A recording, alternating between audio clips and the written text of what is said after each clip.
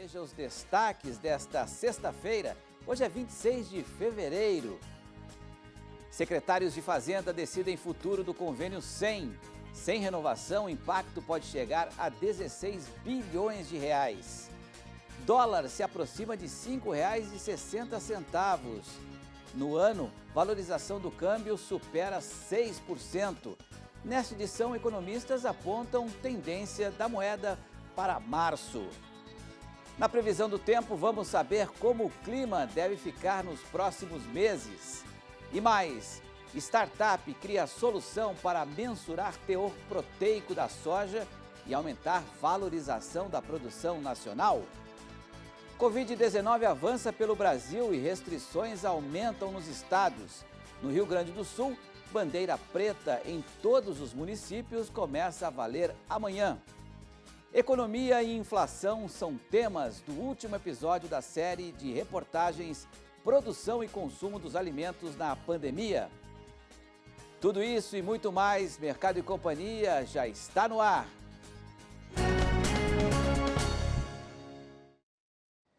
Secretários de Fazenda de todos os estados e do Distrito Federal decidem hoje se renovam ou não o convênio 100, que reduz em até 60% a base de cálculo de ICMS sobre o transporte de insumos e produtos entre os estados. Se o benefício fiscal não for renovado, os cálculos da Secretaria de Política Agrícola do Ministério da Agricultura indicam um impacto de 16 bilhões de reais sobre a cadeia de alimentos.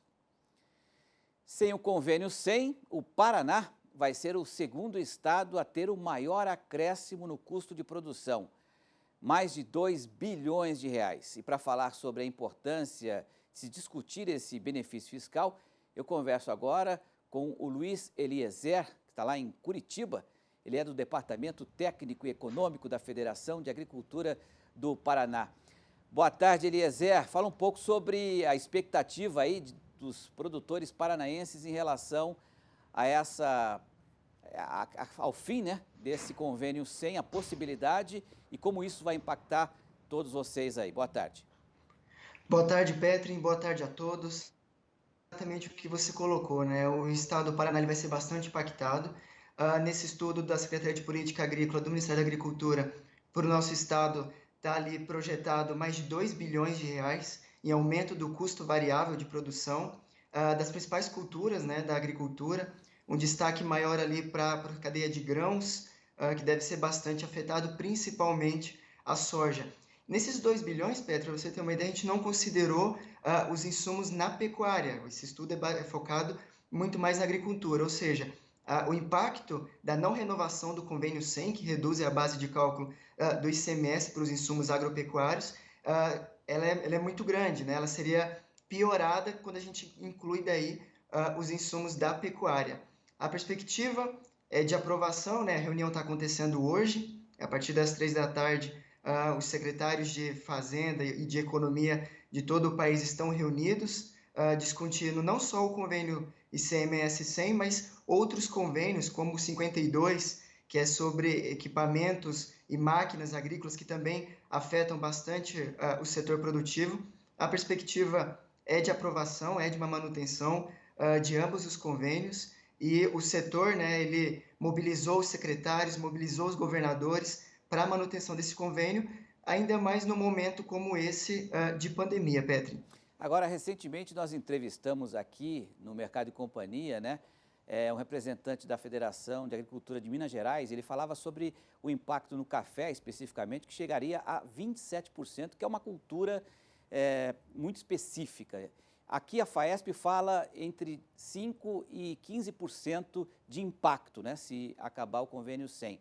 Eu queria que você falasse sobre a faixa que vocês preveem aí no Paraná e como isso pode impactar também outros setores, inclusive a inflação, né? Porque isso vai certamente ser repassado. Isso mesmo, Petri. No caso da soja, né, pode chegar aí a 15%. Quando a gente pega o desembolso do produtor, que é o custo operacional efetivo, aquele que ele efetivamente desembolsa para produzir, esses insumos agrícolas, eles chegam a pesar 67% desse custo de produção. E aí, com o fim do convênio 100 e a alíquota cheia do ICMS, a perspectiva é de um aumento aí de até 15% nesses custos de produção. Como você bem lembrou, né, a gente está no momento de inflação dos alimentos, não só no Brasil, mas no mundo inteiro, e o fim do convênio 100 vai reforçar o impacto sobre a inflação, né? A gente tem que, nesse momento de pandemia, a população de mais baixa renda tem na alimentação uma participação muito grande da sua renda, chegando ali a 50%, a perspectiva é de que saia de 45% para 50%, só com o fim do ICMS do convênio 100. Então, vai haver uma repercussão bastante negativa sobre a inflação dos alimentos, afetando justamente os mais pobres. O custo de produção do produtor também piora, dependendo da rentabilidade da cultura, algumas culturas podem ser, inclusive, inviabilizadas, Petra. Então, a gente vê com bastante preocupação a não renovação do convênio, mas acreditamos, depois de todo o esforço do setor produtivo, junto a governadores e secretários de Fazenda e Economia, a perspectiva é de uma manutenção desse convênio. Inclusive, a Confederação Nacional da Agricultura pediu a prorrogação desse convênio até 31 de dezembro de 2023, né? Para a gente poder discutir melhor estratégias. Nós temos também no âmbito federal a discussão da reforma tributária, então tudo pode mudar, né? Então a gente pede nesse momento de pandemia a manutenção do convênio 100. Pois é, você falava sobre a questão dessa tributação, as possíveis faixas tributárias, que muitas vezes elas são até maiores do que a própria margem de lucro em algumas culturas do produtor. Mas em cima dessa reunião que vai acontecer daqui a pouco, Eliezer, qual que é o seu nível de otimismo em relação a essa prorrogação, né? Porque não seria a primeira vez, no ano passado já foi prorrogado, né? Terminaria em dezembro, já foi para agora 31 de março. Vocês acreditam realmente que isso possa ser prorrogado, pelo menos por mais algum tempo? Acreditamos na prorrogação, né? Tem ficado mais difícil as discussões no âmbito do CONFAZ, né, que é o Conselho dos Secretários de Fazenda. Alguns estados, em função da crise fiscal, da crise financeira, têm resistido, né, têm pensado, argumentado pela não renovação, pela não manutenção do convênio. Os outros estados têm feito um trabalho junto. Alguns estados, se não me engano, Sergipe, Ceará, são estados ali que estão tendendo a não aprovar a manutenção do convênio. Fora isso, os demais estados estão em linha para a manutenção do convênio, não observam nenhum obstáculo, nenhum impedimento para a manutenção desse convênio, que é importante para a manutenção não só dos custos de produção dos produtores rurais, mas também para o preço dos alimentos, da cesta básica, da população mais carente. Então, a gente fez um apelo aos secretários, sensibilizamos os secretários e os governadores para a manutenção desse convênio, Petri. Vamos aguardar então. Luiz Eliezer, lá do Paraná, Federação de Agricultura do Paraná, obrigado pela sua participação aqui no Mercado e Companhia e um ótimo final de semana. Até a próxima, um forte abraço a todos. Um abraço. Bom, vamos ver como é que se comporta o mercado financeiro nesta sexta-feira, começando pelo índice da Bolsa de Valores de São Paulo, aqui no nosso telão. O Ibovespa operando nesse momento em queda de 0,64% aos 111.540 pontos. E o dólar, a moeda norte-americana, nesse momento em alta, em boa alta, de 0,84% aos R$ 5,56. Bom, a gente vai falar que o dólar, como a gente mostrou agora, né, se aproximou aí dos R$ 5,60 durante o pregão de hoje, né, agora deu uma pequena queda. Ontem o câmbio já tinha registrado o maior valor de fechamento desde novembro do ano passado. No acumulado do ano, a moeda norte-americana registra alta de 6,26% e durante o mês de fevereiro a variação é de 0,72%. E para o próximo mês, como é que se fica o dólar, né? O que podemos esperar da taxa de câmbio? Economistas apontam a tendência. Veja só.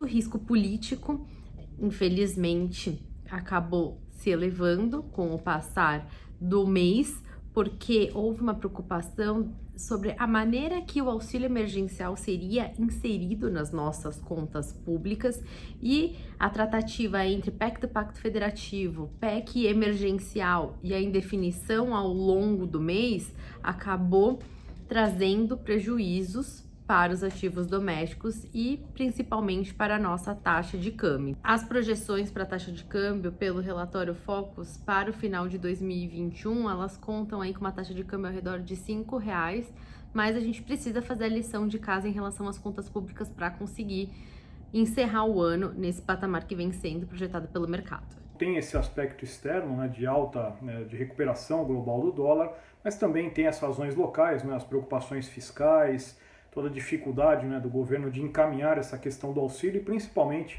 as eventuais contrapartidas para criar, né, junto ao mercado a percepção de que há um equilíbrio fiscal, pelo menos no médio e longo prazo. Então, nesse contexto, temos observado um dólar oscilando já acima de 5,50. A curto prazo, a princípio, a tendência é que a taxa siga próxima desses patamares, mas olhando os próximos meses ainda há uma perspectiva de alguma redução dessas pressões, principalmente no caso do ambiente interno, tiver aí um certo encaminhamento dessas questões fiscais. O mercado de câmbio no mês de março continuará com essa volatilidade que nós estamos vendo dos últimos meses, né? Principalmente por alguns fatores. Um fator é a piora da pandemia no Brasil, né? Então a expectativa aí de crescimento cada dia do Brasil reduz. Outro fator, essa interferência do Bolsonaro na Petrobras, isso o mercado financeiro acabou vendo com muita desconfiança como que será isso. E também o mercado externo com a recuperação dos Estados Unidos, a curva de juros americana qual subiu e acabou pressionando bastante os mercados emergentes, né? Um ponto aí que nós vamos ter que ver no mês de março é ver como que vai evoluir essas privatizações da Eletrobras, privatizações do Correio e se o governo consegue reconquistar a confiança dos investidores externos e internos também. Então eu vejo aí um panorama para o mercado para o mês de março numa banda de 5,35 a 5,45 aí. Vamos seguir nesse mês ainda. E olha, essa novidade, uma startup brasileira desenvolveu uma solução que pode mensurar o teor proteico da soja com um serviço de análise de matéria-prima com aplicação de ressonância magnética. A solução pode aumentar a valorização da produção nacional. Acompanhe agora com Daniel Duarte no destaque Ag Evolution.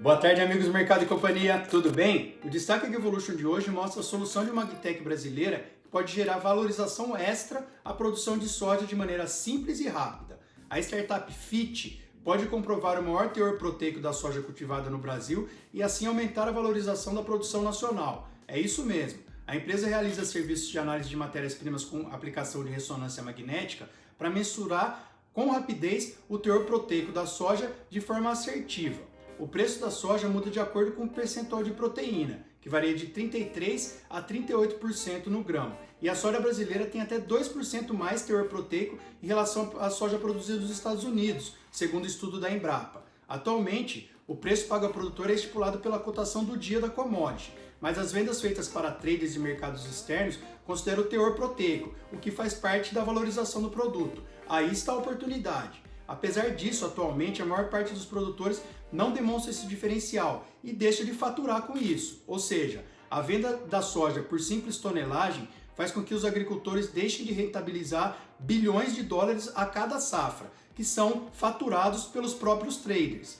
A ferramenta é o SpecFit, desenvolvida em parceria com a Embrapa, instrumentação lá de São Carlos. Ela é capaz de determinar parâmetros proteicos da soja de forma rápida, não destrutiva, sem gerar resíduos nem utilizar produtos químicos.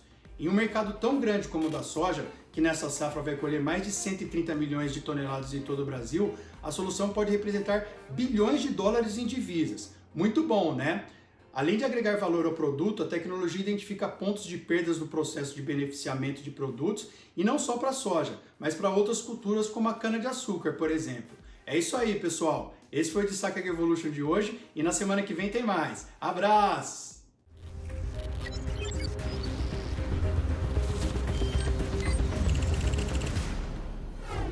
A doença avança pelo país e governadores e prefeitos estão aumentando as restrições de circulação. No Rio Grande do Sul, o avanço da doença fez com que o governador Eduardo Leite estabelecesse bandeira preta em todo o estado a partir de amanhã.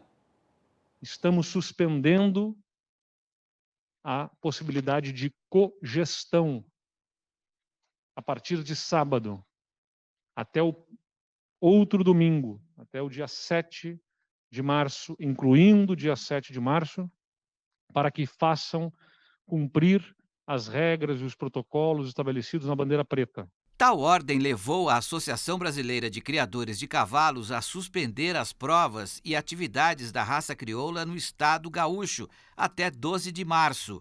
Em Tupanciretã, no Rio Grande do Sul, o presidente do Sindicato Rural e também prefeito da cidade, Gustavo Terra, decretou lockdown no município nesta semana. Nós precisamos fazer com que as pessoas cumpram os decretos.